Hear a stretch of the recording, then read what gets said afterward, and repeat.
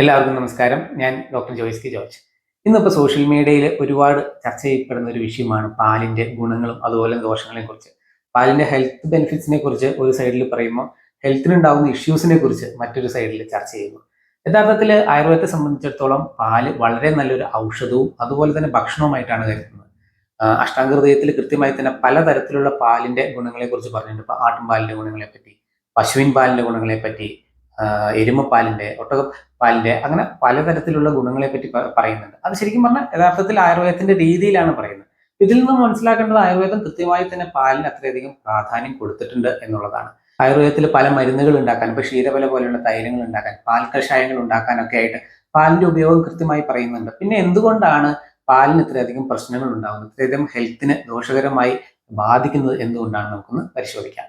പാല് രണ്ട് തരത്തിലാണുള്ളത്. ഒന്ന് A1 മിൽക്ക് എന്നും A2 മിൽക്ക് എന്നും. അത് പാലിൽ അടങ്ങിയിരിക്കുന്ന ബീറ്റാകസിൻ A1, ബീറ്റാകസിൻ A2 എന്ന് പറയുന്ന പ്രോട്ടീന്റെ സാന്നിധ്യം വെച്ചിട്ടാണ് ഇതിൽ രണ്ടായിട്ട് തിരിച്ചിരിക്കുന്നത്.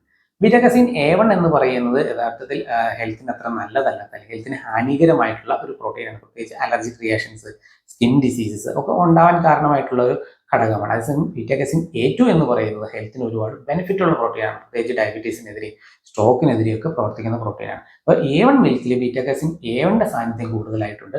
അതേസമയം A2 മിൽക്കിൽ ബീറ്റാകസിൻ A2ന്റെ സാന്നിധ്യം കൂടുതലായിട്ടുണ്ട്. ഇനി ഏത് തരം പാലിലാണ് ഇത് ഉള്ളതെന്ന് നമുക്കൊന്ന് പരിശോധിക്കാം. നമ്മുടെ നാടൻ പശുക്കളിൽ നിന്നുണ്ടാകുന്ന അല്ലെങ്കിൽ അവ ഉൽപ്പാദിപ്പിക്കുന്ന പാലിൽ ബീറ്റാകസിൻ A2ന്റെ സാന്നിധ്യം കൂടുതലായിട്ടുണ്ട്. അപ്പൊ അതുകൊണ്ട് തന്നെ അത്തരം പാലിന് നമ്മൾ A2 മിൽക്ക് എന്ന് പറയും.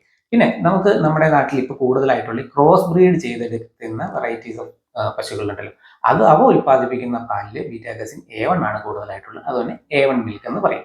കേരളത്തെ സംബന്ധിച്ചിടത്തോളം ഒരുപാട് നാടൻ പശുക്കളുള്ള ഒരു സ്ഥലമാണ്. പ്രത്യേകിച്ച് വെച്ചൂർ പശു, കാസർഗോഡ് കുള്ളൻ, അതുപോലെ തന്നെ ചെറുവള്ളി പശു, കുട്ടമ്പുഴ കുള്ളൻ എന്നിങ്ങനെ പലതരത്തിലുള്ള പശുക്കളുണ്ട്. ഇത് കൂടാതെയും മറ്റ് വെറൈറ്റികളുണ്ട്. അത് ഏതൊക്കെയാണെന്ന് നിങ്ങൾക്ക് അറിയാമെങ്കിൽ ജസ്റ്റ് ഒന്ന് കമന്റ് ചെയ്യുക.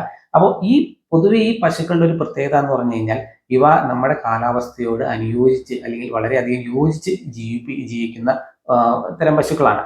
ഇപ്പൊ ഇതിൽ വെച്ചൂർ പശു എന്ന് പറയുന്നത് നമ്മുടെ വൈക്കത്തിനടുത്തുള്ള വെച്ചൂർ എന്ന് പറയുന്ന ഗ്രാമത്തിൽ കൂടുതലായി കാണപ്പെടുന്നു. അതിന് ആ തരത്തിലൊരു പേര് വന്നു. അത് ഒരു തവിട്ട് നിറത്തിലാണ് കൂടുതലായിട്ട് കാണപ്പെടുന്നത്. കാസർഗോഡ് കുള്ളൻ എന്ന് പറയുന്ന കാസർഗോഡ് മേഖലയിലുള്ള മലമ്പ്രദേശങ്ങളിൽ കൂടുതലായിട്ട് കാണപ്പെടുന്നത്. ആ മേഖലയിൽ ഈവൻ കരിയില അടക്കം, ഉണങ്ങിയ ഇലകളടക്കം തിന്ന് ജീവിക്കുന്ന ഒരു ഒരു തരത്തിലുള്ള പശുക്കളാണ്. അതുപോലെ തന്നെ ചെറുവള്ളി എസ്റ്റേറ്റിന്റെ ഭാഗത്ത് കൂടുതലായിട്ട് കാണപ്പെടുന്നതിന് ചെറുവള്ളി പശു എന്ന് പറയും. കുട്ടമ്പുഴ കാടുകളിൽ കൂടുതലായിട്ട് കാണപ്പെടുന്നതിന് കുട്ടമ്പുഴ പശു എന്ന് പറയും. അപ്പം ഈ പശുക്കളുടെ പൊതുവായിട്ടുള്ള പ്രത്യേകത എന്ന് പറയുന്നത് ഇത് വളരെ പൊക്കം കുറഞ്ഞൊരു വളരെ ചെറിയ പശുക്കളാണ്. അതുമാത്രമല്ല ഇതിന്റെ പാൽ ഉൽപാദന ശേഷി വളരെ കുറവാണ്. ഏകദേശം 2 മുതൽ 2.5 ലിറ്റർ മാക്സിമം ഇത്രയൊക്കെയാണ് ഇതിന് പാല് ഉൽപ്പാദിപ്പിക്കാൻ സാധിക്കുന്നത്.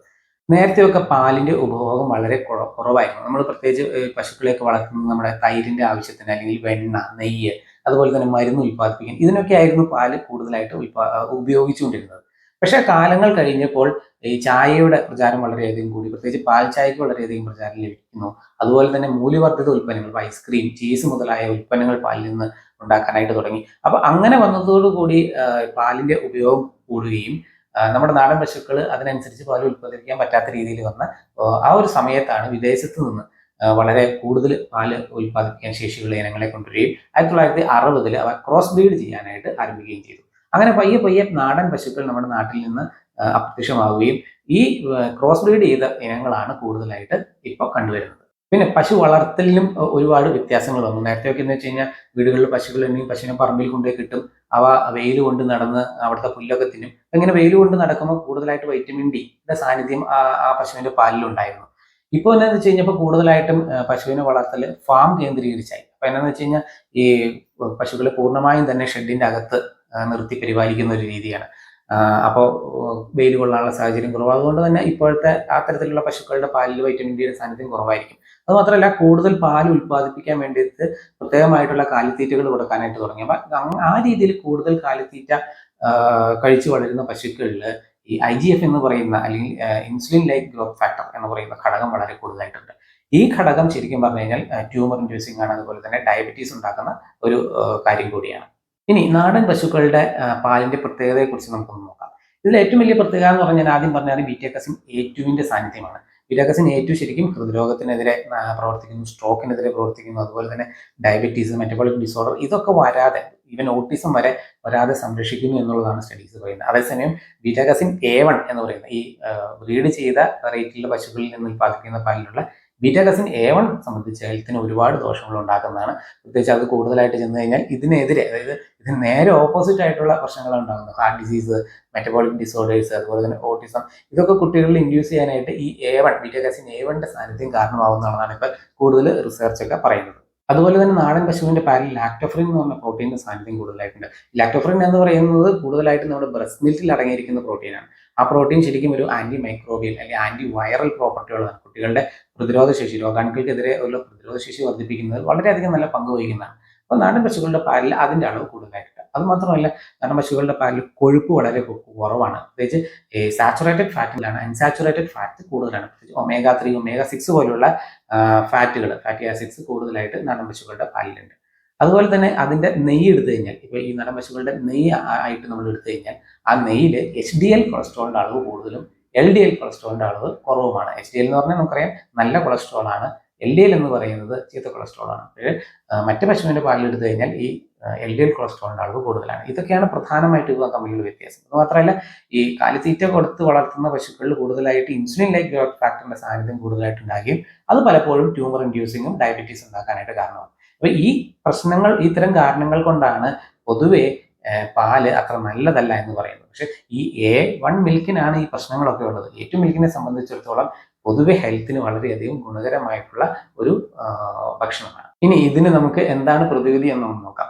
പൊതുവെ നമുക്കിപ്പോൾ അവൈലബിൾ ആയിട്ടുള്ളത് കൂടുതലും A1 മിൽക്കാണ്. പക്ഷെ A2 മിൽക്കിന്റെ സാന്നിധ്യം ഇപ്പോൾ ഉള്ളത് നമുക്കറിയാം നാടൻ പശുക്കളിലുണ്ട്. നാടൻ പശുവിന്റെ പാല് കിട്ടുന്നുണ്ടെങ്കിൽ ഏറ്റവും നല്ലതാണ്, അത് നമുക്ക് ഉപയോഗിക്കാവുന്നതാണ്. അങ്ങനെ കിട്ടാത്ത സാഹചര്യത്തിൽ ആട്ടുംപാല് പൊതുവെ, ആടുകളെല്ലാം പൊതുവെ നാടൻ വെറൈറ്റീസിലുള്ള ആളുകളാണ്. അതുപോലെ തന്നെ ആട് കഴിക്കുന്ന ഭക്ഷണത്തിന് പ്രത്യേകതയുണ്ട്. എല്ലാ ഭക്ഷണങ്ങളും കഴിക്കില്ല, വളരെ സെലക്റ്റീവായിട്ടാണ് ആട് ഭക്ഷണം കഴിക്കുന്നത്. അതുപോലെ തന്നെ അപ്പൊ അതുകൊണ്ട് തന്നെ ഈ പറഞ്ഞ പ്രശ്നങ്ങളൊന്നും ആടിന്റെ പാലിലുണ്ടാവില്ല.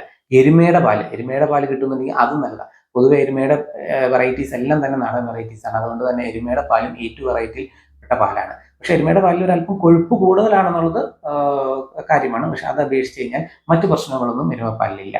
അപ്പൊ ഇതൊക്കെയാണ് അതിന് നമുക്ക് പ്രതിവിധി. ഇനി ഇപ്പൊ നമുക്ക് A1 മിൽക്കാണെങ്കിൽ കിട്ടുന്നതെങ്കിൽ പോലും നമ്മൾ മിൽക്കിന്റെ ഉപയോഗം പരമാവധി കുറയ്ക്കുക. രാവിലെയും വൈകിട്ടും നേർപ്പിച്ച് കുട്ടികൾക്ക് കൊടുക്കുന്നതുകൊണ്ട് അത്ര പ്രശ്നമില്ല. പക്ഷെ സ്ഥിരമായിട്ട് പാല് രാവിലെയും ഉച്ചയ്ക്കും വൈകിട്ടും ഇടയ്ക്കിടയ്ക്ക് പാല് കൊടുക്കുന്ന സ്വഭാവം ഉണ്ടെങ്കിൽ, പ്രത്യേകിച്ച് അത്തരം പാല് A1 മിൽക്കാണ് നമുക്ക് കിട്ടുന്നുണ്ടെങ്കിൽ അതിന്റെ അളവ് നമ്മൾ പരമാവധി കുറയ്ക്കുക. യഥാർത്ഥത്തിൽ നാടൻ പാൽ എന്ന് പറയുന്നത് ശരീരത്തിന് അത്ര പ്രശ്നമുള്ളതല്ല, ഹെൽത്തിന് ഒരുപാട് ബെനിഫിറ്റ്സ് ഉള്ളതാണ്. പക്ഷെ ഒരു കാലഘട്ടത്തിൽ പാലിന്റെ ഉപഭോഗം കൂടുകയും വിദേശത്ത് നിന്നുള്ള ഇനങ്ങൾ വരികയും ക്രോസ് ബ്രീഡിങ് ആരംഭിക്കുകയും ചെയ്തതും അതുപോലെ തന്നെ പശുവിന്റെ വളർത്തലിൽ വന്ന ആ ഒരു വ്യതിയാനവും ഒക്കെയാണ് ഈ പാലിന് ഇത്രയധികം പ്രശ്നങ്ങൾ ഉണ്ടാക്കിയത്. അപ്പം എന്തുകൊണ്ടാണ് പാലിന്റെ ഉപയോഗം കുറയ്ക്കണം, അല്ലെങ്കിൽ പാലൊരു വിഷമാണ്, ഒരു വൈറ്റ് പോയിസൺ ആണെന്നൊക്കെ രീതിയിലുള്ള പ്രചാരങ്ങൾ നടക്കുന്നതിന്റെ കാരണം ഇതാണ്. അപ്പോൾ നിങ്ങൾക്ക് ഈ ഒരു ഇൻഫർമേഷൻ നിങ്ങൾക്ക് ഉപകാരപ്പെട്ടെങ്കിൽ നിങ്ങൾ പരമാവധി ആളുകളിലേക്ക് ഷെയർ ചെയ്യുക. വീഡിയോ ഇഷ്ടപ്പെട്ടെങ്കിൽ ലൈക്ക് ചെയ്യുക. എന്തെങ്കിലും സംശയങ്ങളുണ്ടെങ്കിൽ കമന്റ് ചെയ്യുക. അപ്പോൾ മറ്റൊരു വീഡിയോയുമായി കാണാം. Thank you.